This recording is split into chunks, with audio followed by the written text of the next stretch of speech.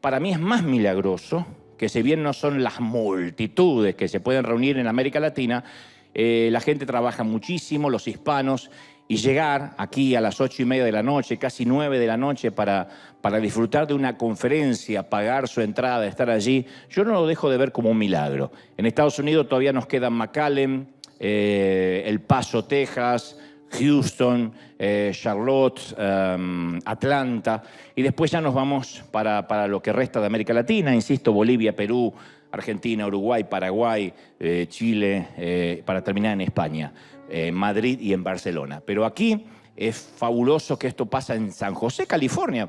Hace unos años nos decían, en California no crece nada, en California no hay iglesias multitudinarias, pero Dios no tiene fronteras, Dios no habla un idioma en particular, Dios sigue siendo el Señor de las multitudes. ¿Lo creemos, sí o no?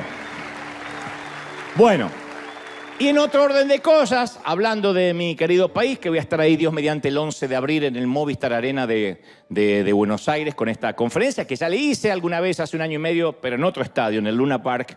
Esta vez va a ser en el Movistar Arena. Argentina vive momentos como gran parte de América Latina, si acaso todo, de zozobra, a veces de problemas financieros, de problemas sociales, pero para fin del año pasado, un temporal, yo les conté, un temporal como nunca había ocurrido en Argentina, azotó la ciudad, se cobró la ciudad de Bahía Blanca, que es una ciudad justamente en la provincia de Buenos Aires. Se cobró 13 vidas, 13 víctimas, cortó el suministro eléctrico de toda la ciudad. Entonces hay un club muy famoso de fútbol ahí, un club Olimpo, que nos conectamos con ellos a ver cómo podíamos ayudar. Y este es lo que nosotros llamamos el plan emergencia. Lo hicimos en Acapulco, para los que nos siguen, lo hicimos con la tragedia de Acapulco también, con este desastre natural, lo hicimos en su momento en El Salvador, cuando hubo unas inundaciones atroces, lo hicimos en Venezuela, en varias partes de México. Plan emergencia cuando no está en la agenda, no está en el catálogo, pero nos enteramos de algo y entonces inmediatamente, si podemos, ayudamos.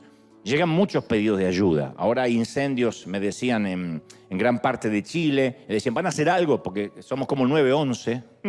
Nos llaman para decir, ¿van a hacer algo? Siempre que están nuestras posibilidades y encontramos la persona o la fundación con quienes conectarnos, enviamos nuestra ayuda. Y esto es el plan de emergencia en Bahía Blanca.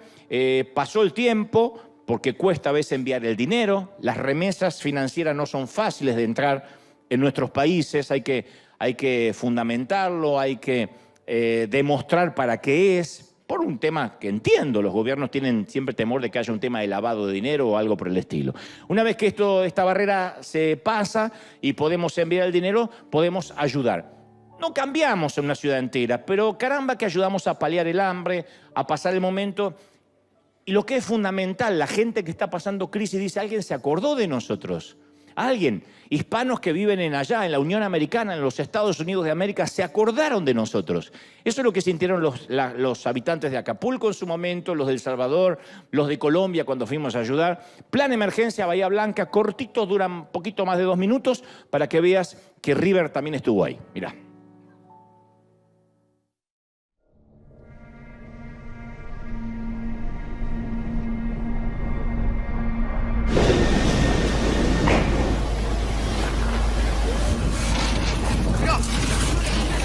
Este es el drama de las personas que perdieron absolutamente todo. A formidable thunderstorm in the city of Bahía Blanca.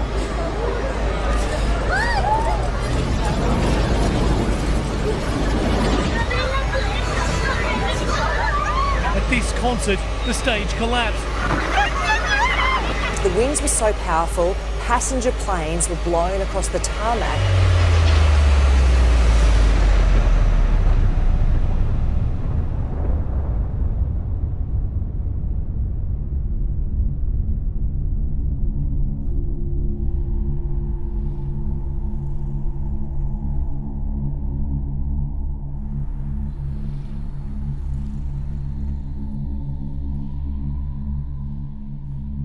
Se ven mucho más lo que han sido voladuras de techo, se caen paredones, gente que ha quedado abajo. Y bueno, de esto, de la única manera que se sale es ayudándonos el uno al otro, ¿no? La mayoría de toda la gente que está acá no tiene nada, no tiene ni siquiera casa porque se destruyó. Mi casa es de chapa, en eso se vuela los vidrios de la ventana, me lo explota el viento y el techo cae encima mío. Quedé aplastado con el techo y gracias a Dios pude salir. Todos quedamos en la nada, o sea, fue feo, fue triste. Parte del lugar donde vivía yo, de mi barrio, está todo destruido. Tengo a mi padre que es grande y se cayó un árbol.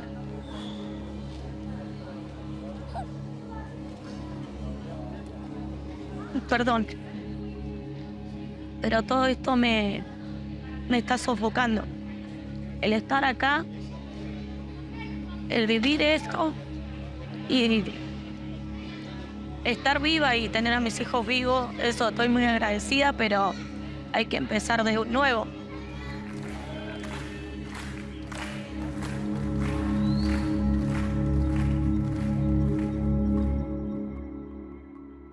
Buen día, yo soy Alfredo Daña, el presidente del Club Olimpo. Olimpo es el club más importante que tiene nuestra ciudad y el sur argentino por su rica historia deportiva, tanto sea en fútbol, en básquetbol, en natación, en vóley. Pero lo más importante que tiene este club es sin duda alguna es su gente. Es la gente que conforma esta institución y que le da una vida en forma permanente. Y gracias a Dios hemos recibido una ayuda muy importante de este grupo de River Arena que nos ha dado la posibilidad de poder hacer hoy el evento solidario más importante que ha hecho el club. Hoy se van a entregar 2.000 bolsones de comida a 1.000 personas y al mismo tiempo se le va a entregar golosinas y juguetes a todos los que vengan acá. Así que hoy va a ser un día de mucha alegría y de mucha felicidad. Gracias a la donación de River Arena, el club abrió sus puertas para poder hacer una donación a todas aquellas familias que perdieron los techos o están sin la posibilidad de llevar un plato de comida a su casa.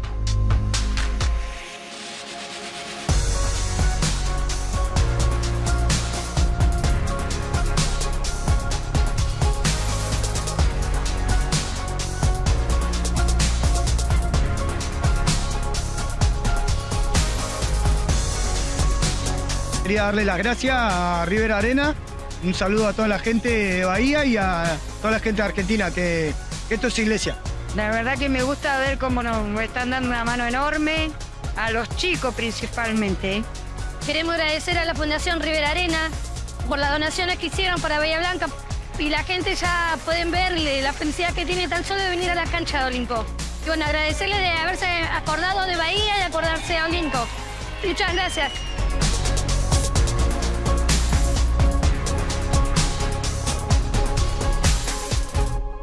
Esa es tu semilla, tu siembra. Yo decía hace un ratito antes de conectarnos que el valor agregado que tenemos en River es que todo el mundo sabe dónde va la ofrenda, dónde va la semilla, dónde van los diezmos, y eso es algo maravilloso. No digo que todo el mundo lo tenga que hacer, pero en nuestro caso nos da mucho resultado de decir, no solo Dios bendice al dador alegre, sino que todos los recursos siempre son administrados para bendecir gente. No solo en nuestro caso en Uganda, en la India, en México, en donde tenemos misiones, sino que también en sitios donde de pronto una ayuda les demuestra de que hay gente que los ama. Eso es lo importante. Porque aquí no necesariamente se les termina necesariamente predicando, sino que se les dice Dios los ama. Pensamos en ustedes, Jesús está con ustedes, Dios no los olvidó. Y ese es el mayor mensaje. No se predica explícitamente, pero sí de esta manera. Y esto demuestra más que nunca que somos iglesia. Y por cuanto lo hicimos por los pequeñitos, lo hicimos por el Señor. Así que felicitaciones, gente, por haber sembrado. Y felicitaciones a los que mandan la semilla desde cualquier parte del mundo. Bahía Blanca, firme, no aflojen, ¿eh? Muy bien. ¿Estamos listos, gente amada, sí o no? Muy bien. Esta semana leía acerca de un extraño fenómeno que suelen experimentar los presos que son encarcelados por un periodo significativo de tiempo. Resulta que cuando quedan en libertad tienen un síndrome que muchos de ellos tienen como dificultades para adaptarse a la vida en el exterior. Se acostumbran tanto a la cárcel y a la manera en que funcionan las cosas tras las rejas, que vivir en libertad les resulta abrumador. O sea, están en libertad cuando salen, pero no saben cómo vivir, cómo administrar esa libertad. De hecho, está comprobado que muchos se ven tentados a cometer algún delito menor para violar la libertad condicional y regresar a esas cuatro paredes donde la vida está muy bien definida, donde no necesitan pensar demasiado para tomar una decisión. Se piensa todo por ellos y de alguna forma inconsciente empieza a gustarles ese tipo de vida. Hay una escena en la película Sueños de Libertad, por cierto, que define perfectamente lo que trato de decir. La mayor parte de la película transcurre dentro de la prisión y un tal Reed, interpretado por el genial Morgan Freeman, les explica a los otros reclusos esta misma idea que trato de decirte hoy, ¿no? Con esa voz de locutor ronca y profunda que tiene Freeman. Dice, estas paredes son curiosas. Primero las odias y luego te acostumbras a ellas. Cuando pasa el tiempo, comienzas a depender de estas paredes. No significa que te gusten. Tampoco significa que quieras estar aquí. Pero te acostumbras y luego pasa demasiado tiempo y terminas dependiendo de las paredes de la prisión. Y el resto le dice, claro, sí, amén. Creo que los cristianos del primer siglo experimentaron algo similar a lo que explica Freeman en la película. Jesús quería liberarlos de las cadenas de la religión, quería liberarlos de las cargas de la ley, pero muchos habían tomado la identidad de ser prisioneros, de estar presos. En la cultura occidental, en esta parte del mundo, yo creo que algunos de nosotros, como digo, siempre hemos heredado ese sistema de creencias, hemos crecido con esas cadenas inconscientes y las tenemos incorporadas a nosotros. Crecimos la mayoría, ya sea en una cuna católica o protestante, pensando que la religión era la pista donde debíamos correr la carrera que Dios nos había asignado a cada uno de nosotros. Pero Jesús dijo que la religión era todo lo contrario, que la religión era un peso, que la religión era parte del problema, no una ventaja para que corramos, era parte activa del problema, de la patología. En Mateo 23 hay un grupo de líderes religiosos que escuchaba las enseñanzas de Jesús. Y entre estos tipos estaba la crème de la crème, eran reconocidos como las personas más espirituales de su tiempo, casi como acá, como los que se congregan en River, los más ungidos, los que tenían más oración, más estudio bíblico, conocían las escrituras como la palma de su mano. Esta gente estipulaba las reglas que había que seguir, que todos los demás debían seguir. Entonces Jesús, que era el único que no seguía estas reglas, les hace una denuncia pública en contra de ellos. Les dice, ustedes aplastan a la gente bajo el peso de exigencias religiosas insoportables.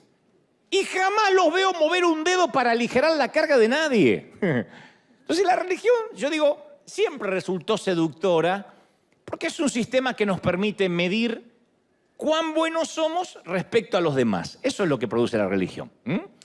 Los religiosos de los tiempos de Jesús habían desarrollado una exhaustiva lista de reglas, más de 600 leyes, y después subleyes, como pequeños anexos de qué se podía hacer, qué no se podía hacer. Incluso excedían a la ley hebrea, eran mucho más que 10 mandamientos. Y ellos hallaron maneras de aclarar todos los puntos grises. Por ejemplo, si Dios daba un mandamiento, ellos inventaban 100 maneras de obedecer ese mandamiento. Le agregaban siempre cosas, agregaban carga.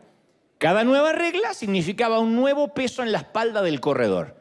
Entonces el que llegaba y decía, yo quiero conocer a Dios, le decían, bueno, pero tienes que seguir todas esta serie de reglas. Por ejemplo, Dios pidió honrar el sábado como día de reposo. Que iban a trabajar, que debíamos trabajar 6 días y un día reposar, dedicárselo al Señor. Ahora el tema era, ¿qué implicaba honrar? ¿Qué incluye honrar? Esa era la parte gris. Y los fariseos se encargaron de explicarlo, de decir, yo les voy a explicar qué significa honrar. Habían decidido y decretado que una persona en sábado solo podía caminar 1000 metros en el día de reposo. Si tenías el baño lejos y no llegabas, te fregaba, porque solo podías caminar 1000 metros. Si se bajaban de un burro, no podían quitarle la silla de montar al burro, porque eso era considerado trabajo. Si una gallina ponía un huevo el sábado, no podían comerlo, porque la gallina había trabajado en el día de reposo. Pobre gallina. No se podía amasar, no se podía hornear, no se pueden unir dos hilos, separar dos hilos, coser, escribir, tocar un instrumento, encender y apagar fuego. Actualmente los judíos ortodoxos no pueden cortar papel higiénico el día sábado. Están pensando, ¿y cómo se las arreglan? Yo también. Lo cortan el día anterior. Porque cortarlo es trabajo. Pero yo creo que ir al baño también es un trabajo para algunos. Entonces, el punto era sentirse mejor con uno mismo y poder ser más crítico con los demás. Yo cumplo la ley y veo quién no la está cumpliendo. Eso sucedía en el pasado y sucede en la actualidad. Las personas llegan a la iglesia y a veces los líderes repartimos un montón de pesas para que corran la carrera. Le hacemos la carga más pesada. En vez de hacérsela más liviana, la persona dice, yo acepté al Señor, tengo una nueva vida, ¿qué tengo que hacer? Y le ponemos un montón de reglas que ahora tiene que cumplir porque ahora es cristiano. Hay cosas que no puede hacer, hay cosas que tiene que empezar a hacer, hay cosas que tiene que cumplir. Y tiene que venir a un seminario para bautizarse y otro seminario para aprender la Biblia y no faltar a la reunión de varones o a la reunión de mujeres, según.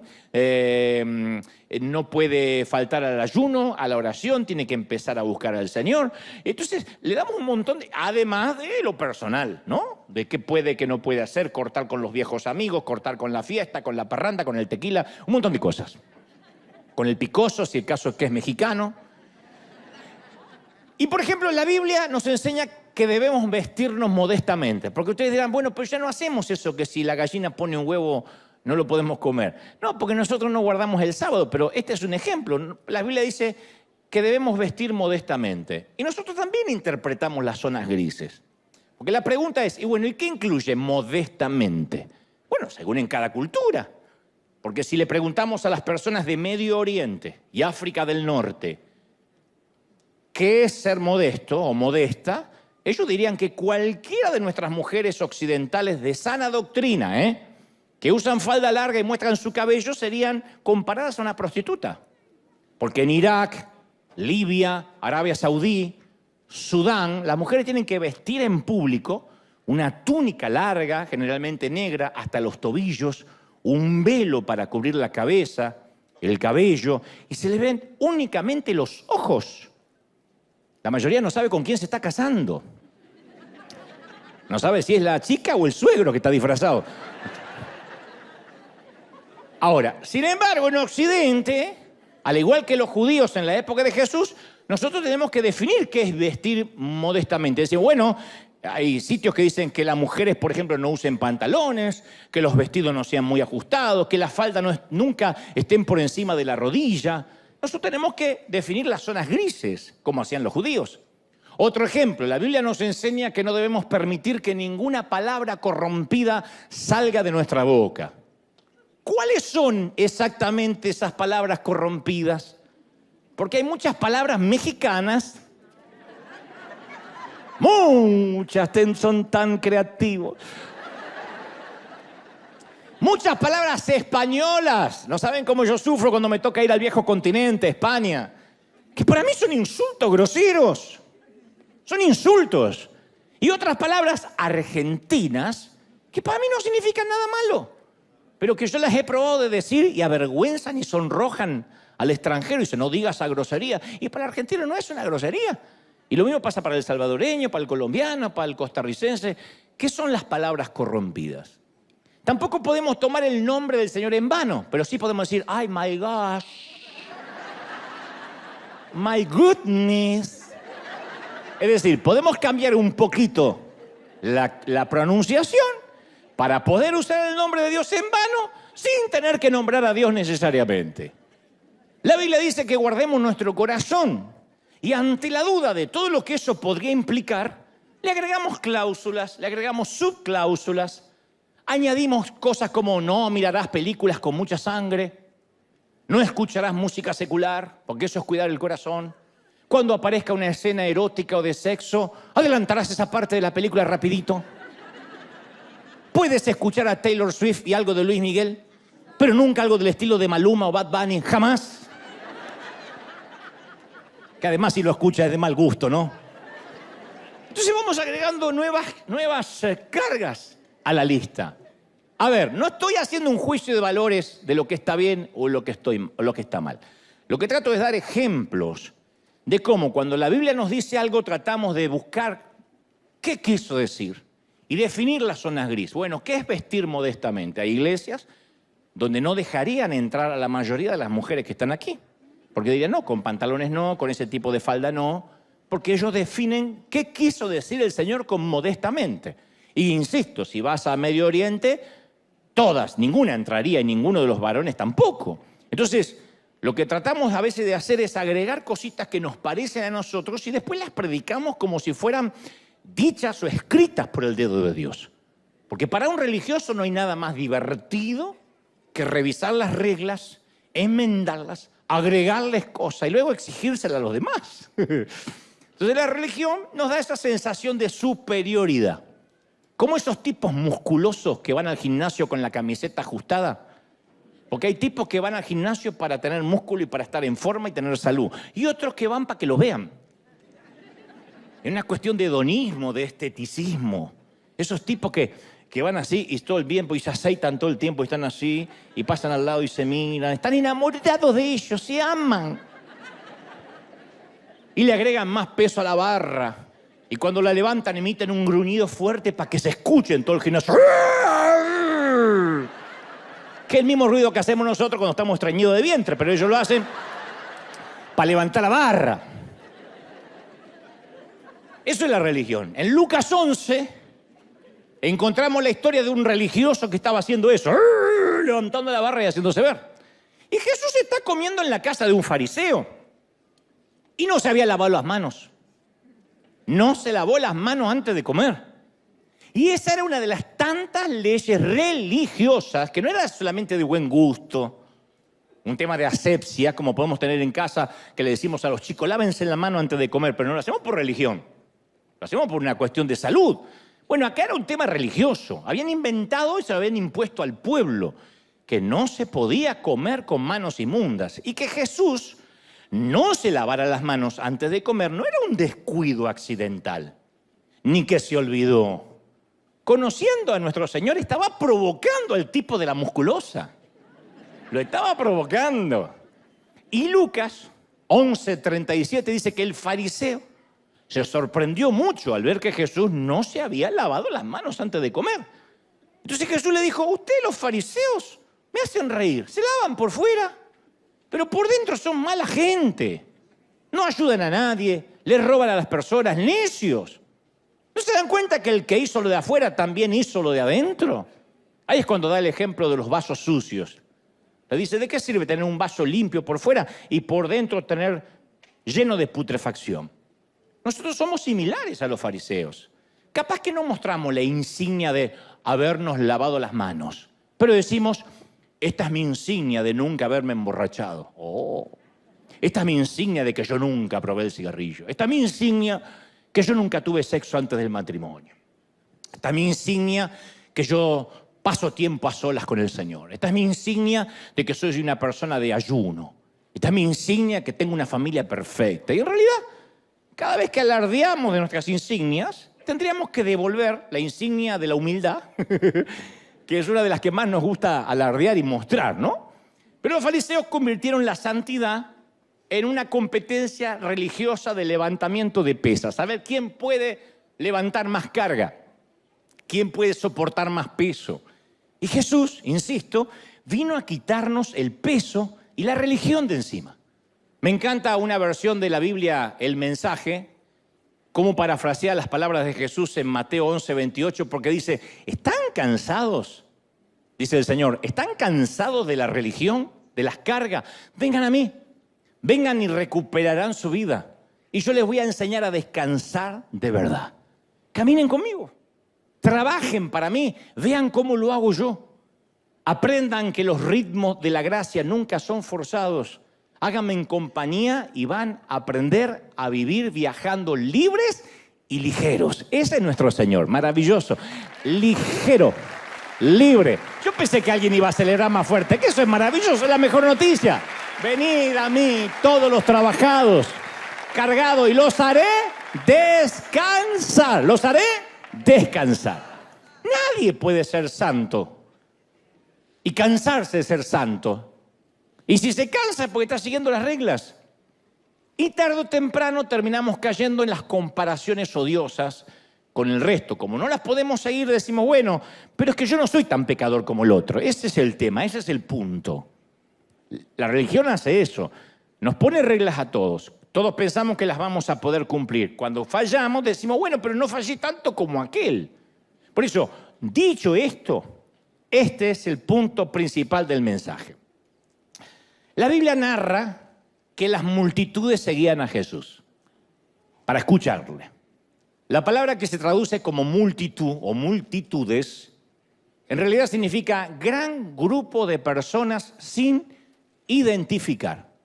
No sabemos quiénes eran, pero eran multitudes. Y yo pensaba esta semana que a lo largo de mi ministerio o de mis años de oratoria en público, yo aprendí algo sobre todos los grandes grupos de personas sin identificar que llegan a escuchar su palabra. Lo primero que uno aprende como predicador o conferencista, que la mayoría de la gente que viene a escuchar un mensaje, incluyendo hoy o en casa, carga con muchísimo peso de dolor, con sueños hechos trizas, hechos añicos. Reunir personas, reunir historias tristes, siempre.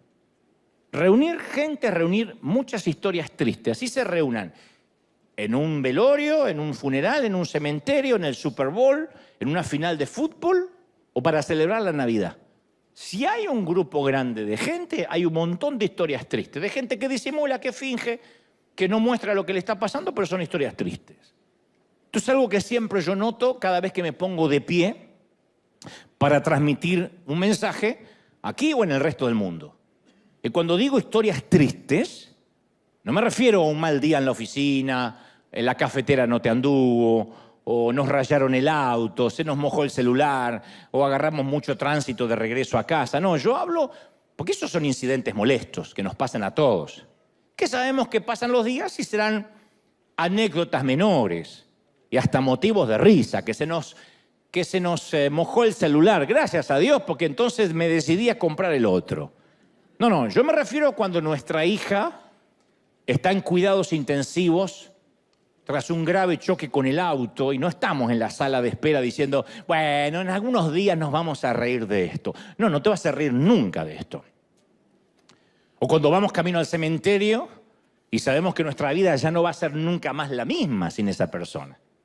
El tiempo va a sanar las heridas, pero no te vas a reír de este momento caminando al panteón. Yo hablo de esos momentos, donde tocamos fondo, donde nos quebramos y sentimos que la vida se nos acabó tal como la conocíamos. Yo lo llamo momentos 9/11, a propósito del fatídico 11 de septiembre, del atentado a las Torres, donde todos tenemos un 9/11, donde la vida nos cambió. El 9/11 cambió nuestra manera de viajar, nuestra manera de subirnos a un avión, cambió la seguridad en el mundo. Bueno, todos tenemos un 9/11, un crack en la vida. Es probable que tu vida se haya quebrado cuando tu papá y tu mamá te sentaron a la mesa de la cocina siendo pequeño y mencionaron por primera vez la palabra divorcio. O cuando recibiste ese llamado para avisarte que tenías que ir urgente al hospital porque había habido un accidente y no te podían dar más datos. Eso es un 9/11, un crack. O aquel mensaje de texto que no tenías que haber visto en el que descubriste que tu cónyuge tenía una aventura. O tal vez tu jefe que ese viernes te llamó y te dijo que iban a prescindir de tus servicios. Como dicen los gringos, te vamos a dejar ir. Pues yo no quiero irme, pero te vamos a dejar ir. Entonces yo estoy consciente que cada vez que predico, estoy hablándole a todas esas historias tristes, en principio, a priori, de los demás. Es probable que ahora mismo a mi izquierda estén los padres cuyo hijo lucha contra el cáncer. Más al fondo, por ahí debe estar la viuda que no quiere volver a una casa vacía después del servicio y que pide a gritos sentirse amada otra vez. A mi derecha es probable que esté el joven que acaba de abandonar el centro de rehabilitación por tercera vez y está luchando con toda su familia, y no es algo que nos vienen a contar, pero están acá. Y detrás está esa pareja que no saben si continuar juntos o aquí atrás, pero no dejan de pensar en cómo eso va a afectar a los niños. Entonces, cada vez que yo me paro a predicar, soy consciente de todas esas historias, aunque no las conozca personalmente. Yo no puedo venir acá a empoderarlos, a gritarle que confiesen que todo está bien, en el nombre de Jesús, repita conmigo, porque eso es insultar a priori vuestra inteligencia. Segundo, es subestimar lo que te está pasando.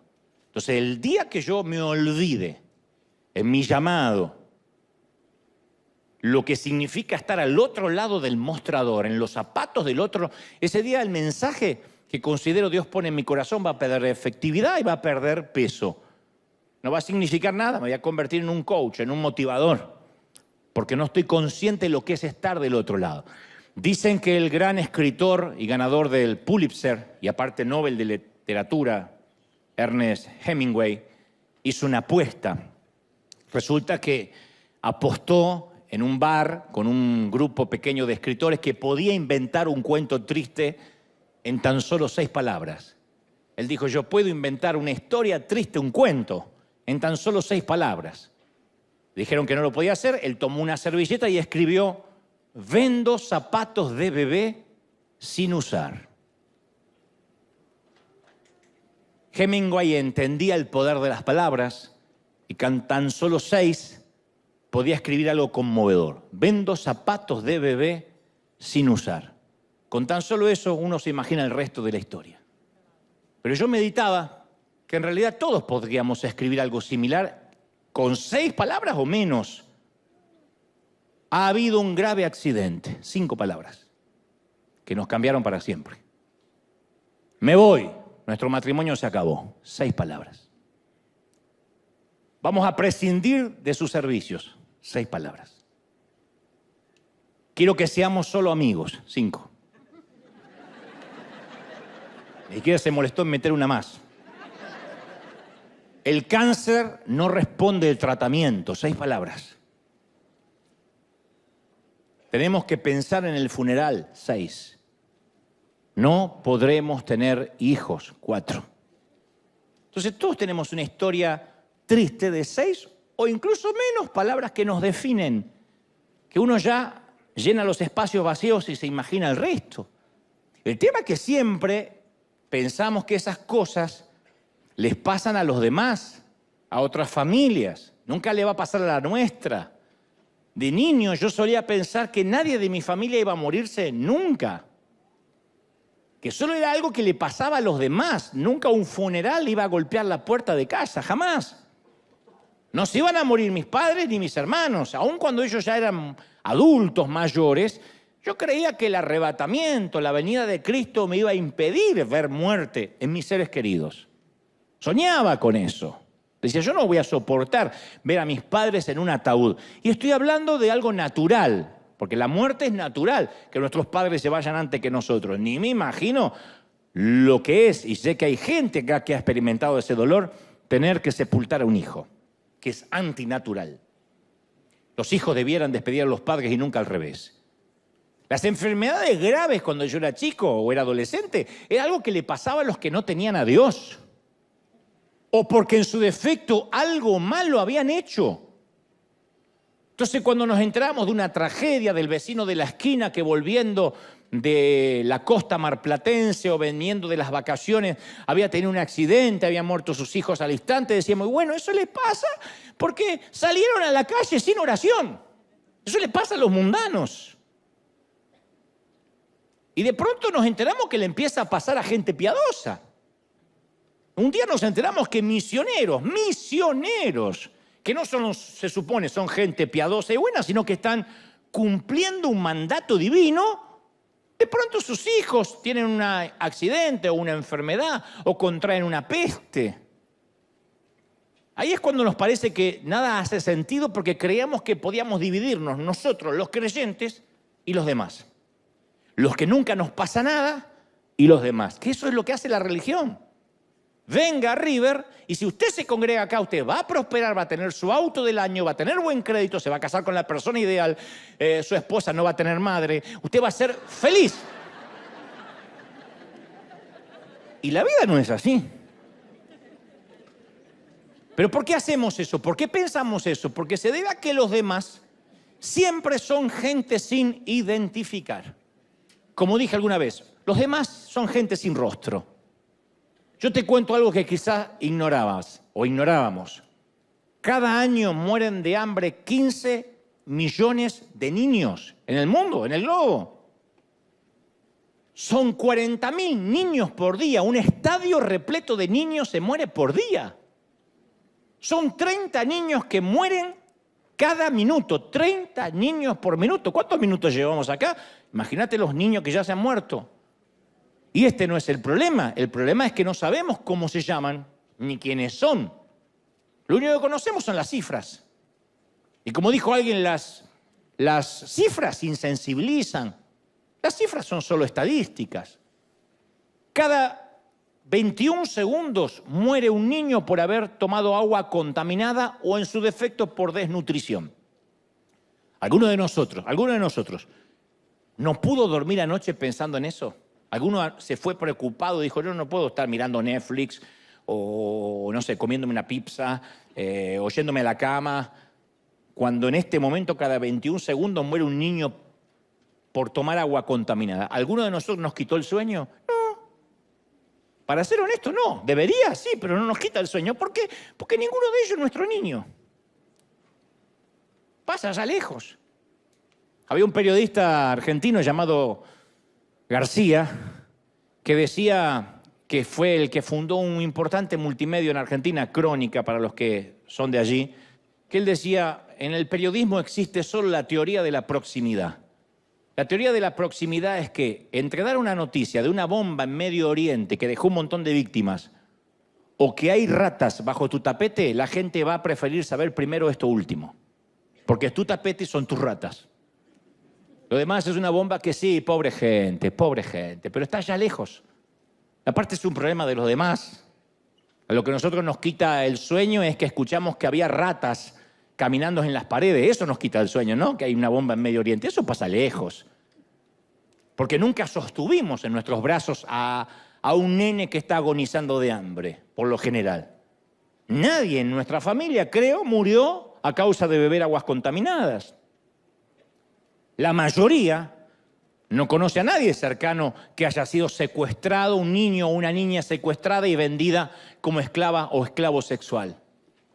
Sabemos que eso pasa, pero por lo general no nos ocurre a nosotros. Entonces es muy fácil ignorar el sufrimiento cuando no se tiene un nombre, cuando no se tiene un rostro, cuando le pasa a la otra gente, que seguramente no deben tener a Dios en el corazón.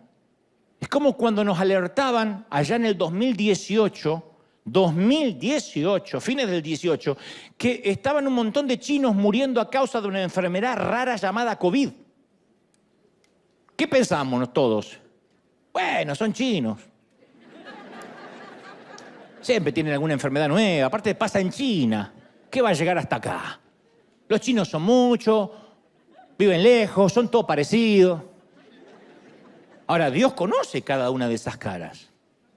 Dios conoce cada una de esas historias. Esos chinos, como cuando dicen, y nos duele, esos mexicanos, esos argentinos, esos hispanos. Bueno, acá también vivimos eso. ¿Cuántas veces dicen, bueno, pero son los hispanos? No, pero parece que hay una enfermedad, pero es una enfermedad hispana. Como diciendo, no es de la humanidad. Están los humanos y están los hispanos. ¿No duele? ¿Y si nos duele? Porque decimos, no, yo no soy alguien, yo tengo un rostro, algo, mejor dicho, yo no soy algo, yo soy alguien, tengo un rostro, tengo una identidad. Y para Dios no somos un número, nadie es una estadística. Cada una son personas, son hijos con un nombre, con un rostro. Por eso digo siempre, cómo te ama el Señor y conmueve hasta lo profundo del corazón, porque uno se siente que Dios nos conoce, sabe quiénes somos. A ver si recordamos. Uno de los peores flagelos psicológicos que nos dejó la pandemia fue el no poder vernos la cara durante 2 años. Esto no es un tema menor. Parece que las mascarillas fue casi el efecto colateral, casi inocuo de la pandemia. Pero no, 2 años, casi 2 años tratando de sonreír con los ojos, hablando más alto de lo que deberíamos, respirando menos aire puro. Hagan memoria de lo que era subir un avión, a un bus, a entrar a un mercado. Nos fuimos olvidando los gestos cotidianos. Fue un espanto. Fue un espanto el tener que hablar con un mesero, con un empleado del banco, una cajera y no saber qué transmitía su rostro. Porque la mayor pérdida que nos impuso la mascarilla fue la de la sonrisa, porque la sonrisa es el elemento que acerca a las personas, que da confianza, que da credibilidad. Caramba, que lo saben los políticos. Siempre se sacan fotos sonriendo, aunque sean el diablo encarnado. Por eso es una ironía y una locura haber visto a pastores predicar con tapabocas. O a adoradores y músicos con la cara tapada.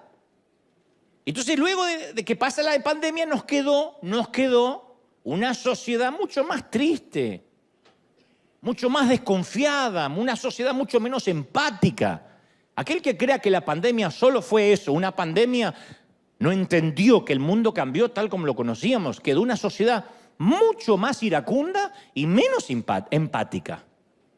De hecho, había un síndrome que muchos no quieren ni querían sacarse la máscara, porque ya no tenían que sonreír, porque ya no tenían que mostrar su cara, no tenían que maquillarse, no tenían que disimular, y decía, yo me la voy a seguir poniendo de por vida. Hubo gente que necesitó un tratamiento psicológico, terapia para sacarse la máscara. Porque ya no hay que simular, ya no hay que poner una expresión facial para agradar al otro, ni siquiera lavarte los dientes si no quieres. Por eso hay tanta gente que luego de la pandemia no quiso regresar a las iglesias. Claro, porque algunos le tomaban la temperatura antes de entrar, las higienizaban con alcohol o los mandaban de vuelta si estornudaban. Entonces se genera, no. Entiendo la asepsia, entiendo la pandemia y el contagio viral, pero yo me sentí discriminado. Y a partir de ahí uno cierra el corazón. Se da cuenta que puede vivir sin la iglesia, sin congregarse, sin un pastor. Muchos se preguntan, ¿por qué luego de la pandemia muchas congregaciones nunca más volvieron a llenar sus asientos? Hay gente que desapareció. Y yo las entiendo, voy a ser un poco el abogado del diablo en esto, pero las comprendo. Gran parte de ellos se sintieron sin empatía, que les negaron la sonrisa. Yo sé que no tuvimos opción, pero eso es lo que la gente siente y uno no puede cambiar lo que siente. Entonces, cuando uno no puede ver el rostro de alguien, es simplemente o un enemigo o alguien que se murió, que quién sabe quién es, o seguramente estaría haciendo las cosas mal. Como sabrán, y es de conocimiento público, a mí me escriben mucho en las redes sociales y me dicen cosas muy feroces, muy hostiles, muy perniciosas. También me escriben lindos halagos, lo has cumplido, me dicen que soy un eterno joven, que es lo que más me gusta y lo agradezco. Pero hay gente que escriben con tantas cargas de veneno que a mí me da mucha curiosidad en saber quién es. Porque no es gente inconversa que no tiene a Cristo, no. Gente cristiana que tiene mucho veneno. Y de tanto en tanto, cuando tengo ganas y tiempo, entro en sus perfiles porque quiero conocerlo. En ese que me insulta. Y primero les veo el rostro general. Por lo general, adusto, con las marcas visibles del trauma, del dolor, de la baja estima. En general, el que te critica generalmente tiene una foto en el perfil que está así. Como diciendo, yo sé que molesto en esta vida, pero ya me voy. Luego veo a lo que se dedican, qué tipos de fotos suben en la red, quiénes componen su familia. Me hace falta nada más un paneo, un vuelo de pájaro. Y casi siempre mi perspectiva cambia por completo. Porque nada lo desarma tanto a uno como descubrir el sufrimiento, la angustia, la estima baja que hay detrás de este tipo de gente. Cuando le ponemos un rostro al comentario venenoso, incluyendo al comentario venenoso, entendemos todo, hasta tenemos empatía. Decimos, tiene razón. Con esa cara, con esa familia, con esa suegra, yo también arrojaría veneno en las redes. Sería mi desahogo. ¿Cómo no se la va a agarrar conmigo? Comprendemos a ese religioso que condena. que generalmente el religioso que condena es un niñito asustado detrás de una corbata muy grande. Generalmente son niños asustados, traumas que arrastran y ahora tienen un micrófono, un púlpito y atacan, o una red y la impunidad que le da cierto anonimato y ataca, pero detrás hay una persona asustada, con problemas, con traumas. Hay una pequeña historia que revela esto mismo. Dice que mientras que se peleaba la guerra civil española, George Orwell tuvo un encuentro con el enemigo que había ido a matar. El famoso escritor inglés Orwell había ido a combatir el fascismo. El fascismo es una ideología política, un sistema de gobierno totalitario de extrema derecha que se opone a la democracia y que inicialmente nació en Europa. El primer régimen fascista fue en Italia, la Italia de Benito Mussolini, la Alemania de Hitler, la España de Franco, y después algunos dictadores latinos, que siempre están copiando todo, copiaron el modelo. Saludo enorme a los chicos. Bueno, y Orwell relata que cuando iba a dispararle a un soldado fascista, se bajó el pantalón, quedó en calzones, y levanta los pantalones en alto así. Y Orwell dice, yo no pude dispararle debido a ese pequeño detalle de los pantalones. Porque yo había llegado ahí para dispararle a un enemigo, no a un hombre que sostiene en alto sus pantalones. Alguien que tiene en alto sus pantalones no es un enemigo, es otro ser humano igual que yo. Ese detalle hizo que no lo pudiera matar. Al verlo en calzones, pobre tipo, dijo, es un ser humano igual que yo. Eso es ponerle un rostro incluso al enemigo, al más feroz. Es alguien que sufre, es alguien que va al baño como nosotros, es alguien que se preocupa, es un niño, alguna vez fue el niño de alguien. La palabra dice que un día, camino a Jerusalén, Jesús quiso detenerse en una aldea samaritana y no lo recibieron bien. Y sus discípulos dicen siempre con esa manía que tenemos nosotros de ver los demás, los otros, la gente sin rostro. Le dijeron, ¿no quieres que hagamos caer fuego del cielo y los destruyamos? ¡Oh, oh! Mirá vos, era Thor el tipo, era el Capitán América. ¿No quieres que haga descender fuego del cielo? Y pensaban que Jesús le iba a agradar la propuesta, porque lo habían rechazado a él. Que ellos adoptaron una posición en la grieta. Vamos a estar del lado de Jesús, che. Vamos a quemar a los demás, vamos a quemar a esa gente. Y Jesús se volvió y los reprendió. Y empezó a proteger a los samaritanos y a regañar a sus seguidores. Mirá qué extraño episodio. De hecho, el Nuevo Testamento está lleno de extrañas narraciones acerca de samaritanos. Jesús entabló cierta amistad con una mujer samaritana que se había casado 5 veces y que ahora convivía con un amante. Sana a 10 leprosos y solo el samaritano regresa a agradecer. Con toda la intención, Jesús hizo del samaritano el héroe de su parábola más famosa. Y en los tiempos de Jesús los samaritanos vivían muy cerca de sus primos judíos. Y tenían similitudes, pero se odiaban los tipos. Para los judíos los samaritanos eran mala palabra. Y el Evangelio de Juan nos explica que los judíos no tenían nada en común con los samaritanos. Y yo digo siempre, por sorprendente que parezca, yo he descubierto que los grupos más cercanos tienen las enemistades más fuertes. Nosotros es muy raro que tengamos una enemistad fuerte con japoneses, con un árabe, pero con otro hispano. Siempre digo, ¿cuál es el peor enemigo de un hispano en migraciones? Otro hispano. Yo cometí el error hace 30 años, decía, no me voy a poner en la fila del gringo, mejor me pongo en la fila del hispano, este mexicano me va a ayudar. Tu abuela era el Chompiras. ¿Y por qué viene? Y que me está mintiendo. Y yo veía al gringo que hacía, next. Le digo, ¿por qué no fui con ese hueso colorado? Me vengo con este. De alguna forma la gente que somos parecida, generalmente se genera más rencilla. Mucho más que dos grupos opuestamente distintos. Cuando los fariseos querían insultar y ofender a Jesús, decía, ¿no tenemos razón, Jesús, en decirte que eres un samaritano y estás endemoniado? Y Jesús rechaza la acusación de estar poseído, pero no dice nada con el insulto racial. Él dice, no estoy poseído, pero nunca se defiende con eso de que eres un samaritano. Porque nunca odiamos a quien tiene una religión extraña, pues no lo entendemos. El problema radica cuando nos peleamos quién de nosotros, los evangélicos, tiene la exclusividad de Cristo, quién es el dueño de la verdadera franquicia. Y este es profeta verdadero, aquel es medio falso, este no es el verdadero. De ahí surgen las divisiones de la doctrina. Bueno, pero este no es el punto. Hay una magnífica conferencia en TED de la socióloga Brené Brown, donde ella habla acerca de la vulnerabilidad, que tiene millones de reproducciones, y cada vez más. Y uno de los factores importantes de la popularidad de esta conferencia es que todos queremos esa enorme libertad de poder admitir que somos como los demás, que llegamos al límite, que estamos quebrados, que tenemos historias tristes de 5 o 6 palabras. Ella dice, todos somos esa gente. Todos en algún punto somos los demás.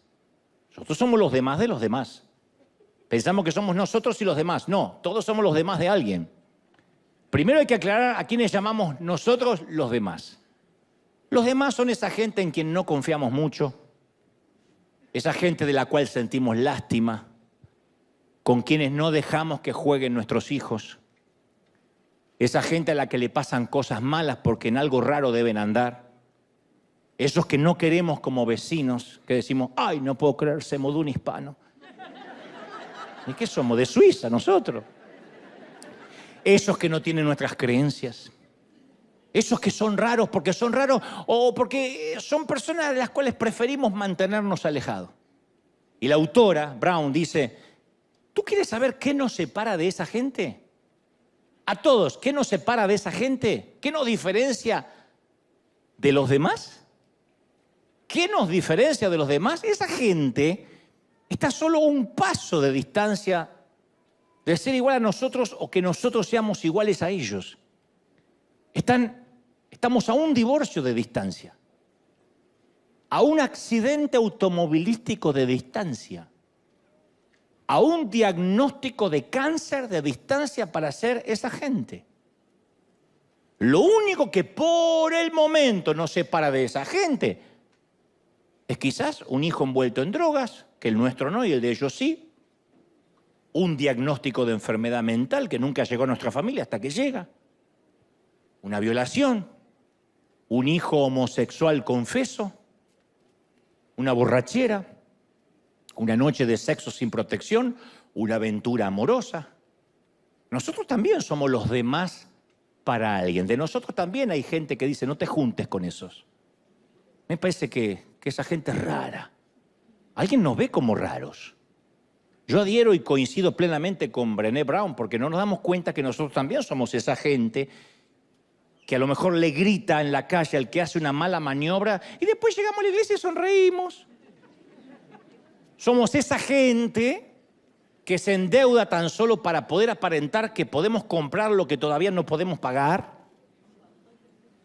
Somos esa gente que desprecia a los que son diferentes y decimos, los gringos a veces son discriminativos. Y nosotros también discriminamos, consciente o inconscientemente. No queremos ya vivir en un barrio donde hay gente como nosotros. Fíjate qué manera de discriminar. Por lo menos el gringo discrimina al que es distinto. Nosotros decimos, no. Yo he escuchado a salvadoreños diciendo, no, ahí no voy. ¿Por qué? Está lleno de salvadoreños.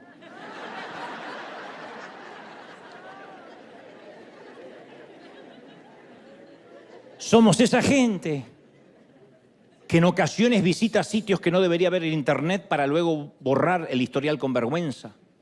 Somos esa gente que trabaja 15 horas por día para mantener un estilo de vida que nunca tenemos tiempo ni siquiera para disfrutar. Somos esa gente con puertas rotas de un puñetazo o descolgada de sus bisagras porque un día las cerramos violentamente en un ataque de ira. Somos esa gente que se pasa 3 horas en las redes sociales tratando de convencer a los demás que nuestras vidas son mejores que las de ellos. Y no nos damos cuenta que estamos tan quebrados como los demás. Que la religión es la que hace que nos pongamos en la vereda de enfrente. Pero somos esa gente.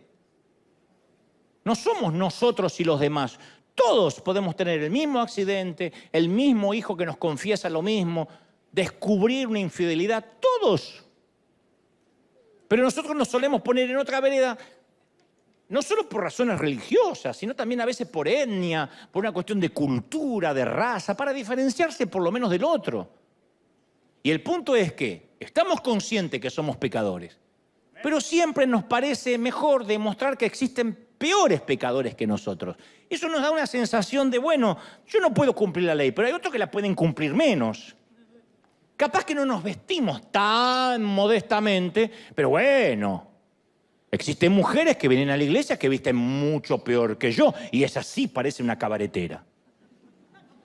No tenemos el matrimonio perfecto. Ay, pero yo conozco parejas que tienen problemas gravísimos, que él hasta le pega a ella.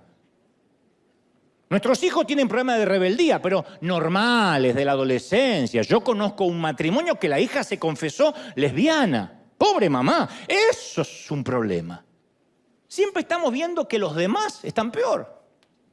O sea, estamos quebrados, pero en lugar de correr al Señor y decir, yo tengo este problema, nos pasamos la vida como el fariseo diciendo, menos mal que no soy como los demás. En vez de decir, sé propicio de mi pecador. Pero buscamos siempre gente que esté peor y en comparación no nos hagan sentir tan quebrados. Y de ese modo ya no somos esa gente. Al menos no somos como los demás. Hay una famosa canción de Alberto Cortés que justamente se llama Los Demás. Tiene una letra maravillosa, no la voy a cantar, pero le voy a parafrasear la letra, que dice, nunca estamos conformes del quehacer de los demás. Y vivimos a solas, sin pensar en los demás, como lobos hambrientos acechando a los demás, convencido que son alimento los además. Los aciertos son nuestros y jamás de los demás. Cada paso es un intento de pisar a los demás. Cada vez más violento es el portazo a los demás. Las verdades ofenden si las dicen las demás. Las mentiras se venden cuando compran los demás. Así somos. Entre paréntesis decimos, no puede ser que en mi país hayan votado a fulano de tal. Nosotros también hubiésemos votado lo mismo. Pero parece que las mentiras las compran los demás, nunca nosotros. Somos jueces mezquinos del valor de los demás, pero nunca permitimos que nos juzguen los demás. Y Alberto Cortés dice, apagamos la luz de aquel que por amor a los demás encendió en una cruz el que murió por los demás. Donde estemos nosotros nos importa que se frieguen los demás. Condenamos la envidia cuando envidian los demás. Mas lo nuestro es desidia, que no entienden los demás. Y nos creemos selectos entre todos los demás y olvidamos que somos los demás de los demás. Que tenemos el lomo, como todos los demás, que llevamos a cuestas, unos menos y otros más, vanidad y modestia, como todos los demás. Y nos olvidamos que somos los demás de los demás. En algún momento pensamos que a nosotros no nos va a pasar, que nosotros nunca vamos a sufrir con nuestro hijo como ellos con el suyo. En algún momento decimos, nosotros criamos bien a los nuestros, no como esa que no los crió. En algún momento pensamos o sugerimos, yo soy más espiritual y esta tentación a mí no me mueve un pelo. Y un día nos encontramos en el mismo barro. Y esa necesidad de no vernos como esa gente nos ha vuelto maestros de la mentira, expertos en cubrir el dolor, adictos a los medicamentos, esclavos de la deuda de la tarjeta de crédito, seguidores de la moda pasajera, partícipes de la soledad, miembros del club de la hipocresía. Y porque a veces no queremos darnos cuenta que la única solución es decir, Señor, yo estoy quebrado, yo no soy diferente a nadie, yo soy como todos los demás. Yo estoy quebrado. Cuando vemos por internet y descubrimos un ministro o alguien que nos enteramos que cayó, que cometió un error, decimos, mirá cómo puede ser, esto avergüenza el Evangelio. Nosotros también lo avergonzamos, nada más que a lo mejor no somos tan públicos. Pero si tu vida fuera pública, a lo mejor avergonzarías también el Evangelio. Y mucho más que esta gente. Entonces, ¿qué nos queda? Estar quebrados, es lo que pide el Señor. Y por quebranto me refiero a reconocer que necesitamos ayuda. Que somos pobres en espíritu, bienaventurados los pobres en espíritu y que no tenemos nada para ofrecer. Y en nuestra cultura eso es algo muy difícil. La gente paga fortunas para ir a seminarios para que los empoderen, nunca para que los quiebren. Hagan un seminario que digan quebranto. No va nadie, ni la suegra del tipo que predica. Van para que los empoderen. Empodérate, empodérate, mujer. Mujer, empodérate. ¡Ah! Así, pero... Y salen empoderadas las Dora, las profetas, las exploradoras. Salen, ¡ah! Y los tipos también. ¡Ay, el Señor te va a empoderar! Y el Señor nunca habla de eso, habla de quebrarnos. El quebranto nunca va a ser trending topic en Twitter. Nadie lo incluye en su currículum vitae y no es una estrategia de negocios. Nadie dice, yo estoy quebrado. Nadie. Pero es la única esperanza que Jesús nos ofrece. Estamos quebrados, rotos, hechos trizas. Por eso venimos a la iglesia. La buena noticia es que Dios repara al que está roto. Toma a los olvidados, los subestimados, los marginados, los descartados, los dañados, los destruidos, ¿sí o no? Y entonces hace surcir, cose lo que Él puede hacer. A Dios le encanta tomar lo roto y transformarlo en algo hermoso. En el mundo físico, las cosas rotas, ¿qué hacen? Pierden su valor. ¿Qué hacemos con un vaso roto? A la basura. Con un plato roto, a la basura. Un mueble roto, a la basura. Las fallas, las rajaduras, las roturas son fatales en el mundo físico. En el mundo espiritual sucede lo contrario. Lo quebrado es precioso. La gente quebrada es la que revela la belleza y el poder de Dios. Si uno no está quebrado, uno no puede revelar nada. Porque uno se interpone en lo que Dios quiere transmitir y en lo que Dios quiere fluir. Si yo en lugar de decir estoy quebrado y también estoy como la mayoría y como ustedes, me pongo en superhéroe, yo creo que nadie me aguantaría. Si yo dijera, yo les voy a contar que yo soy un hombre de oración y vengo de ayunar 40 días... Y ahí en el monte se me presentó Elías y me dijo, Dante, le digo, sí, Elí. Y empezó. Hay gente que compra eso, ¿eh? Hay gente que dice, ay, qué siervo de Dios. Cuando pasó vi 2 ángeles que le iban llevando el saco. Hay gente que compra eso. Porque para que haya timadores, hay gente que le gusta que le mientan. Pero no es real. Por eso uno después se decepciona tanto cuando ve que estos tipos que nosotros viajábamos en Uber y ellos en carro de fuego, resulta que son tan humanos como nosotros o como el resto. En Jeremías 18:4 el Señor envía al profeta Jeremías, al libro que llama su nombre, a la casa de un alfarero y que espere instrucciones. Y al llegar, Jeremías ve a un alfarero que trabaja con su torno mezclando el agua y la arcilla y que forma una vasija mientras que va girando. Y se ve que en un momento sus dedos fallaron y se encontró con una vasija defectuosa que nadie querría comprar. Y mientras que el profeta miraba el hombre, deshizo la vasija toda y volvió a moldearla de nuevo, dice la Biblia, según le pareció mejor. Y entonces recibe las instrucciones del Señor. Dijo, pueblo de Israel, ¿acaso no puedo hacer con ustedes lo mismo que este alfarero hizo con el barro? Ustedes son en mis manos como el barro en las manos del alfarero. Y decimos, qué bonito, y hasta los cantamos. Yo quiero ser, cantamos cuando éramos jóvenes, Señor amado, como el barro en las manos del alfarero. Decía, toma mis manos y hazla de nuevo. Toma mi vida.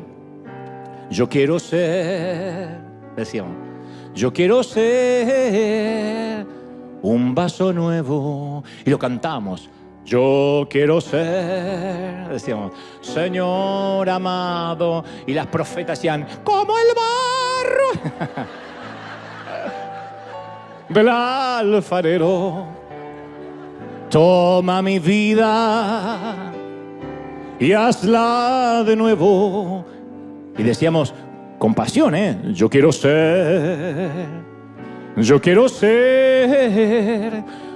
un vaso nuevo. La imagen de Dios sentado con el alfarero de fondo, mirando la vasija defectuosa y negándose a descartarla. El alfarero hizo según le pareció mejor, con la misma porción de arcilla, con las mismas grietas, pero hecha nueva. Esta es mi oración. Señor, toma mis partes rotas. Yo quiero ser un vaso nuevo. Según te parezca mejor. No lo que yo opine. ¿Por qué no nos construimos de esta manera? No, haz lo que te parezca mejor. La cuestión es, porque el Señor lo va a hacer, quieras o no, querramos o no, nos va a desarmar y nos va a volver a armar. El tema es si estamos dispuestos a que se nos vean las grietas, que se nos vean los hilos. Porque la religión hace que no se nos vean los hilos. Que el que menos muestra los hilos del titiritero parece más espiritual, más independiente.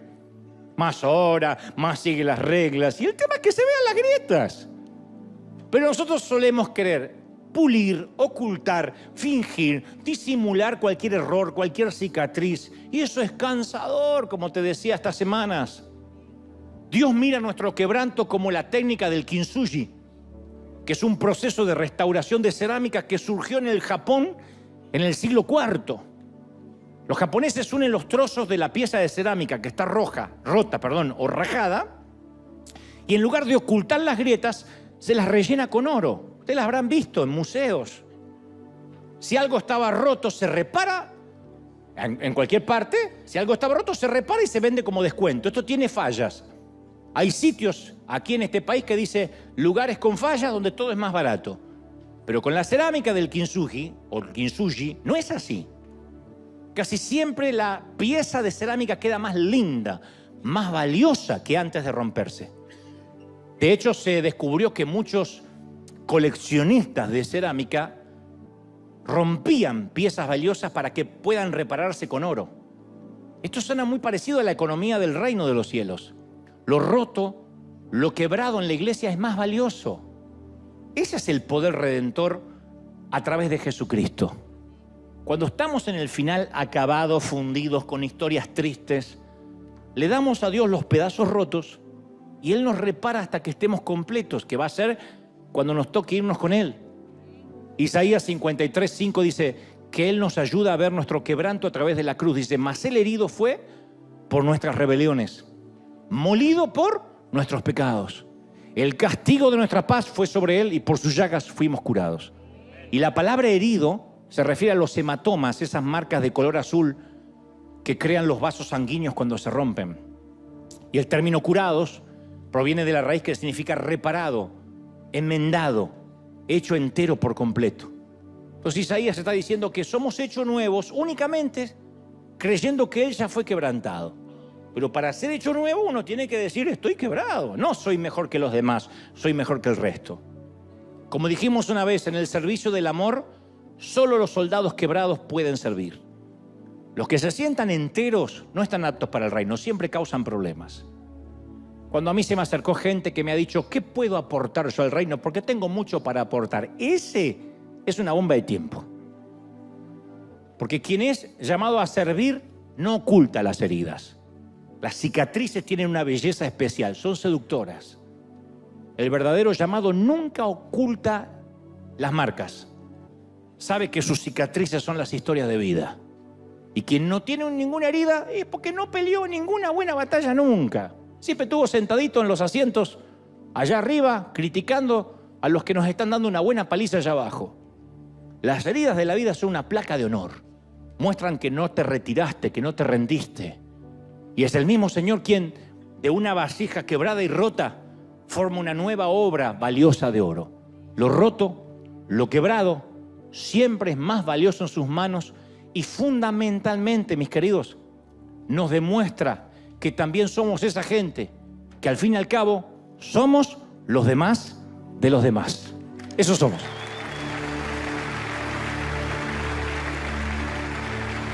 Vamos a dar gracias por las rajaduras de la vida. Vamos a dar gracias con un aplauso por las rajaduras de la vida, por las cicatrices, por las heridas. Dar gracias a Dios porque somos sobrevivientes de la vida. Alguien tiene que celebrar más que eso. ¡Aleluya! Impresionante. Y vamos a vivir en libertad, ¿sí o no? Eso somos. Hace poco alguien decía, no puedo creer que en River estén haciendo apología del pecado, de estar quebrado, de estar rotos, y eso va a ocasionar libertinaje. No, eso ocasiona libertad. Porque donde está el Espíritu de Dios, hay libertad, libertad para sanar. Libertad para cicatrizar. ¿Sí o no? Libertad para sanar. ¡Qué lindo! Libertad. ¿Cómo te sientes? Mal. Ayúdame. ¿Cómo estás? Triste, pero sé que voy a salir. Qué lindo vivir en libertad. Qué lindo no tener que ponerse como modelo. No saben la libertad que da eso. No saben. Como decía hace unos domingos atrás, Dante, perdiste tu humildad. ¿Cuándo dije soy humilde? ¿Cuándo? No estoy diciendo que no sea humilde necesariamente, pero a veces la gente te juzga, insisto, por lo que ellos creen, por el avatar, como decíamos el domingo pasado. Hermano, imaginé que ibas a ser más sencillo, pero te cambió el irte a los Estados Unidos. Capaz que un pariente te lo dijo. Pero ¿cuándo dijiste yo voy a ser siempre el mismo que nació y se crió en Tijuana? Yo no soy el mismo, la vida me cambió. El viajar por el mundo me hizo un ciudadano del mundo, me cambió. Ya no soy el mismo chico de barrio, claro que no. Recuerdo con añoranza, con nostalgia donde nací, pero el mundo me ha dado más, el viajar me ha dado más cultura, me ha preparado, ha abierto mi mente, entiendo, ensanché mi mente y entiendo cómo viven otros.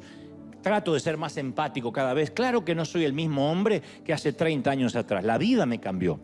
Las cicatrices me marcaron. Y eso es algo que uno tiene que celebrar. Celebrar la diversidad, no la uniformidad. Celebrar que somos distintos, que cada uno se peleó en la vida como pudo, como nuestros padres. Hicieron lo que pudieron. Pobrecitos, la mayoría sin estudios, sin preparación, algunos analfabetos, pero criaron hijos y pusieron hombres y mujeres de bien en la vida a duras penas, partiéndose el lomo. Bueno, nosotros somos la generación que también hacemos lo que podemos. No somos perfectos, nunca nos ponemos como modelo. Jamás recuerdo alguna vez que hemos dicho River es el modelo de iglesia para el mundo. Siempre decimos somos una visión de las tantas. Celebramos los que tienen seminario bíblico toda la semana, celebramos los que la música es importante, celebramos a aquellos que predican sobre el Apocalipsis. Nosotros somos evangelismo y salir al mundo, no porque descubrimos la pólvora, porque somos una visión, no la visión y la única, una de tantas. En McDonald's se comen hamburguesas y en el negocio de pasta se comen ñoquis. Aquí hay un menú. Y ese es el que sostenemos, el que nos enfocamos, el que vamos a defender, porque es nuestro llamado. No somos mejores, no somos peores, pero fundamentalmente somos como los demás. Nunca nos ponemos de ejemplo, somos gente rota. Aquí no viene la gente buena va a Lakewood. La gente buena va a Saddleback. La gente buena va a otras iglesias. La gente rota, la gente despedazada, vienen acá donde el pastor dice, yo estoy peor que ustedes. Y dice, bueno, ahí es mi sitio.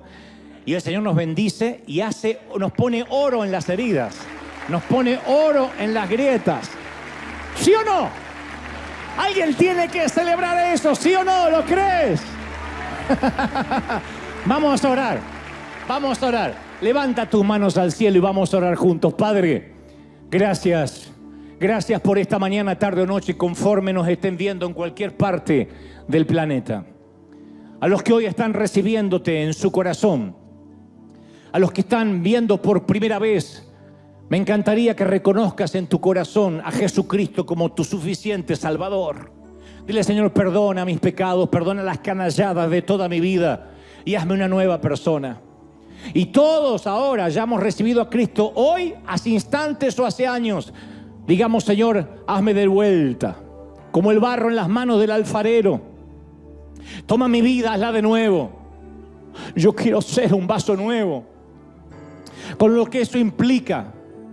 Y si mis heridas son un testimonio, dejas que se vean.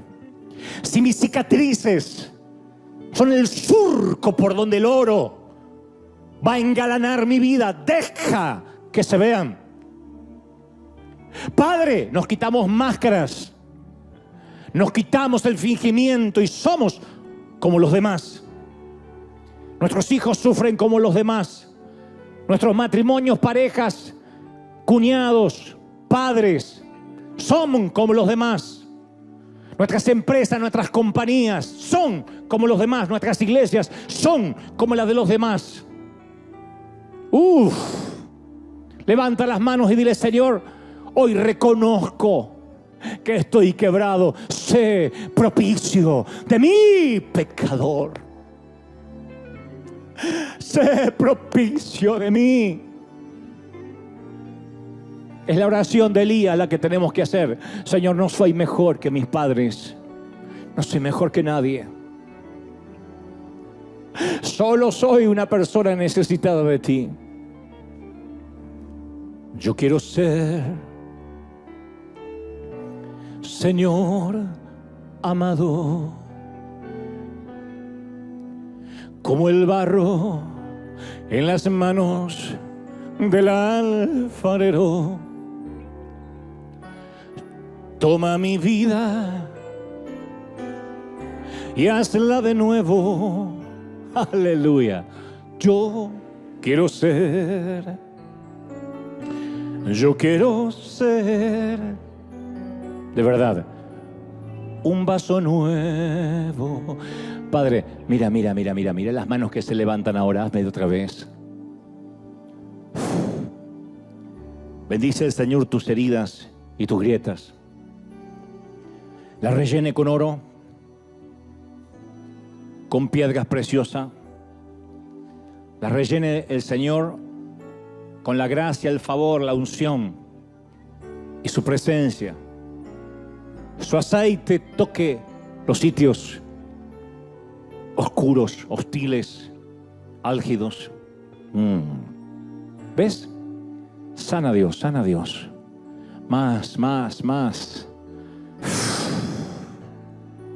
Bendigo tus heridas de vida. Bendigo tus cicatrices de batalla, mi querida, mi querido. Porque son esas marquitas, esas marcas, las que te hacen a alguien atractivo. This fragile feeling, a constant ache in my chest, like a glass heart beating, longing for a place to rest. Tired of masks, curated facades we show, yearning for a connection, someone to truly know. But the world keeps spinning, a dizzying, vibrant blur, and I'm holding on tight, trying not to fall further. Lost in the digital noise, searching for a signal clear. Can anybody hear me? Is there any solace here? Swiping through the emptiness, a kaleidoscope of lies, empty promises and filtered skies. Is this what it means to be alive in this digital age? Trapped in the reflection of our own self-made cage. This fragile feeling, a constant ache in my chest, like a glass heart beating, longing for a place to rest. Tired of masks, curated facades we show, yearning for a connection, someone to truly know.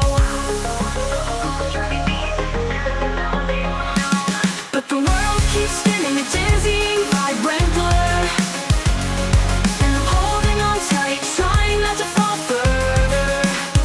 Lost in the digital noise, searching for a signal clear. Can anybody hear me? Is there any solace here? The solace is within my own reflection, finding the strength to shatter this digital deception, to embrace the cracks, the flaws, the beauty unforeseen.